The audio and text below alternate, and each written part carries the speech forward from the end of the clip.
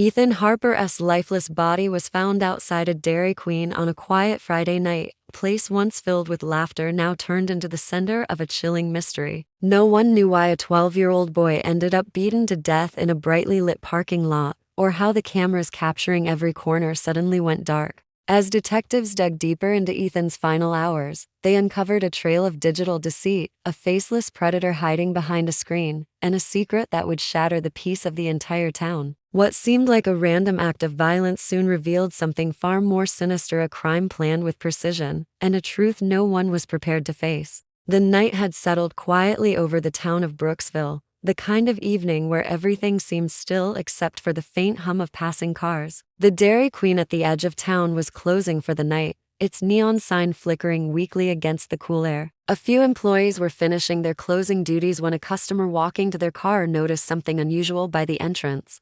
At first, it looked like a pile of discarded clothes near the curb, but as they got closer, the shape took form, and what they saw made them freeze in shock. A boy lay motionless on the ground, his body limp, his face battered and pale. The person screamed for help, and within minutes, police sirens echoed through the street. Officers arrived to find a chilling scene. The boy, no older than 15, showed clear signs of having been beaten. His clothes were torn, dirt and blood stained, his shirt and one of his shoes was missing. The paramedics tried everything they could, but it was too late. He was declared dead at the scene. The area was quickly cordoned off as detectives and forensic teams began their work under the cold, fluorescent lights of the parking lot. Everything about the scene felt wrong. It wasn't just the violence, it was the location. The Dairy Queen was in the middle of town, surrounded by cameras, lights, and people. How could something like this happen without anyone noticing? Investigators began checking the surveillance footage, but every camera around the restaurant and nearby shops had gone blank for a 20-minute window, the exact time when the attack must have occurred.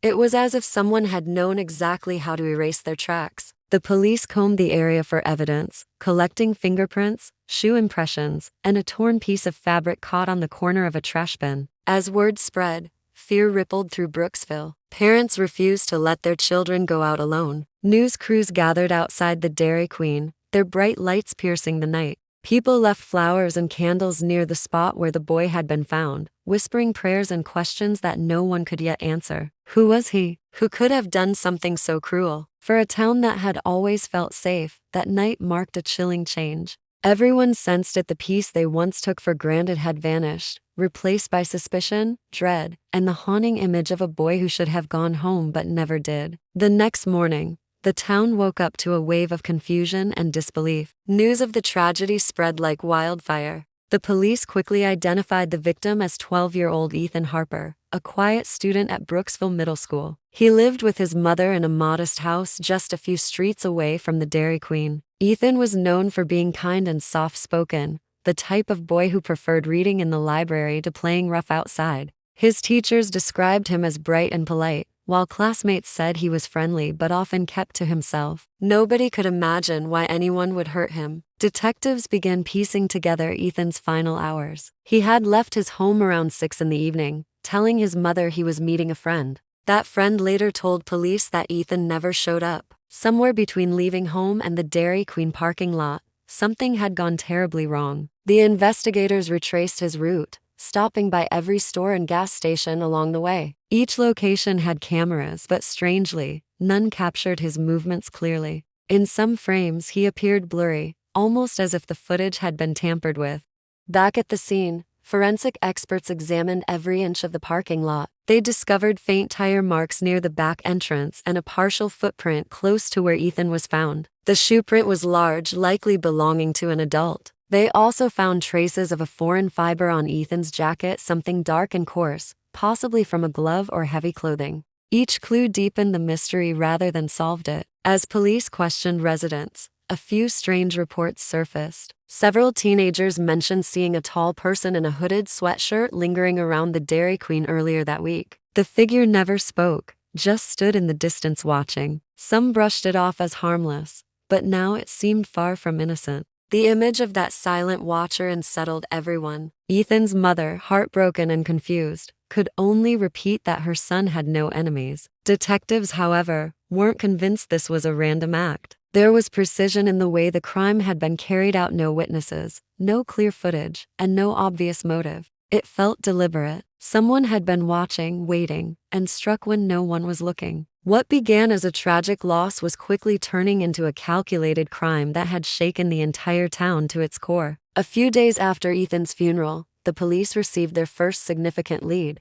A Dairy Queen employee stepped forward, claiming to have seen Ethan near the restaurant the night before his body was found. According to the witness, Ethan had been talking to someone in a black sedan parked across the street. The employee didn't think much of it at the time but remembered how tense Ethan had looked, clutching his phone tightly while glancing around nervously. When investigators checked the security cameras nearby, they found something unsettling. The same black sedan appeared in multiple frames over the past week, always parked in different spots around town, always for short periods, and always near schools or parks. The sedan had no visible license plate, and every attempt to trace it led nowhere. Detectives ran the vehicle's description through national databases, but nothing matched. It was as if the car didn't officially exist. Theories began to circulate. Some believed Ethan was being stalked. Others whispered about secret meetings or online threats. The truth, however, was still hidden behind layers of unanswered questions.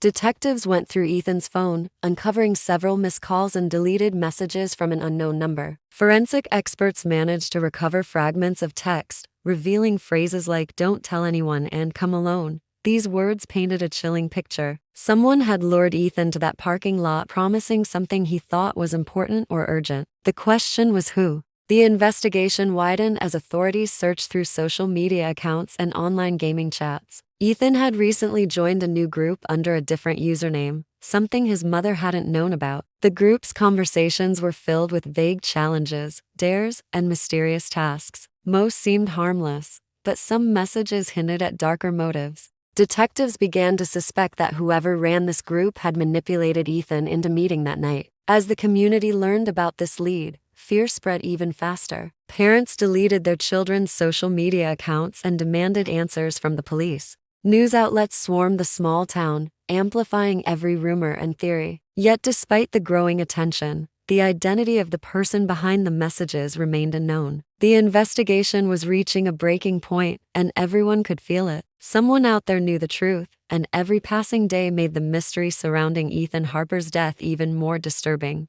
Weeks turned into months, and frustration began to weigh heavily on the investigation. Detectives followed every lead, but each one ended in disappointment. The black sedan never appeared again, and the mysterious online group vanished overnight, deleting every trace of its existence. It felt as if the person responsible was always one step ahead, watching and waiting for the police to lose momentum. Just when hope began to fade, a new discovery reignited the case. A technician in the cybercrime division uncovered hidden files on Ethan's school computer, encrypted messages exchanged under an alias no one had noticed before. The messages revealed a pattern of manipulation. The person Ethan had been speaking to used compliments, threats, and false promises to gain his trust. They pretended to be a friend, someone his age, but subtle hints in the writing showed an older, more calculating mind behind the screen. The conversations grew darker in tone as the days went on. The stranger insisted Ethan meet them in person, claiming they had something important to show him. It became clear that Ethan had been groomed and trapped by someone who understood how to hide in the digital shadows.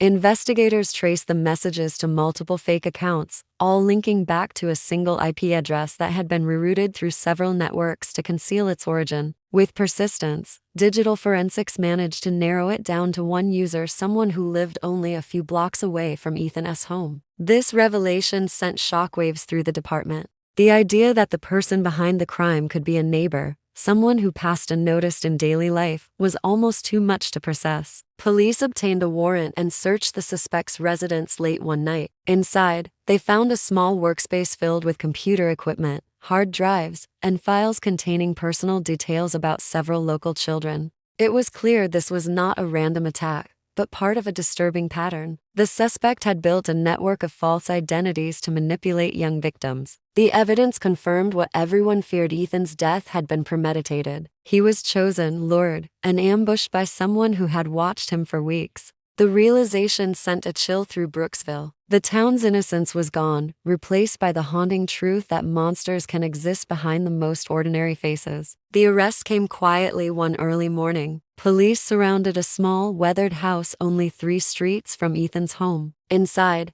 they found the man who had haunted their investigation for nearly half a year. He was a local technician in his 30s, someone neighbors described as polite but distant. To most, he was invisible, an ordinary man with a steady job and a calm demeanor. Yet inside his home, detectives uncovered a hidden world of darkness. There were computers lined along the walls, folders filled with personal data on children from the town, and a diary detailing every step of his manipulation. It was all planned with disturbing precision, from the online messages to the power outage that had disabled the Dairy Queen's cameras the night of Ethan's death. The man offered no resistance as he was taken away. His capture sent shockwaves through Brooksville. People who once greeted him in passing now couldn't bear to say his name. The town held its breath as the evidence unfolded during the trial. Forensic experts presented digital traces connecting him to the messages found on Ethan's computer. DNA on Ethan's jacket matched fibers from the suspect's gloves.